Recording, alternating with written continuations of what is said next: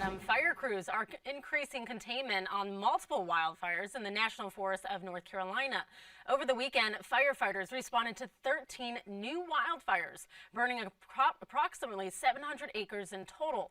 Crews are making progress, and our First Alert team is bringing you that coverage.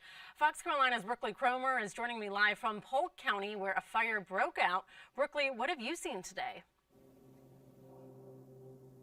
Well, Carrie, officials here in Polk County say this is the worst wildfire they've seen here in nearly 2 decades. Now, I'm standing here at the top of a mountain along Hanging Rock Road. This is several thousand feet above the area where the fire started. This is along Highway 176 near Bear Creek. Now, it may be hard to see because the area is filled with thick smoke. I can tell you it's a very strong smell, and you can see little bits of ash in the air. Firefighters here are making stops at houses all along this road as they continue back burning operations, which helps contain the fire. You can also see here where firefighters at this property cut a fire line to keep the fire away from the home.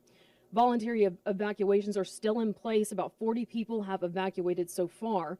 The fire has burned up to some homes, but firefighters were able to protect them. From where I stand on the ridge where my house is, I could see the smoke plume coming up, basically from the river valley, the Pacolet River Valley below me.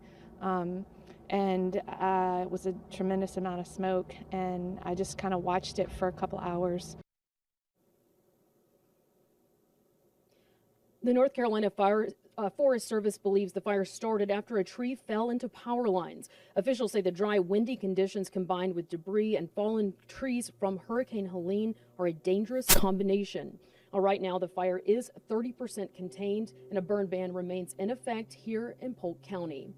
Reporting live in Polk County, Brooklyn Cromer, Fox Carolina News.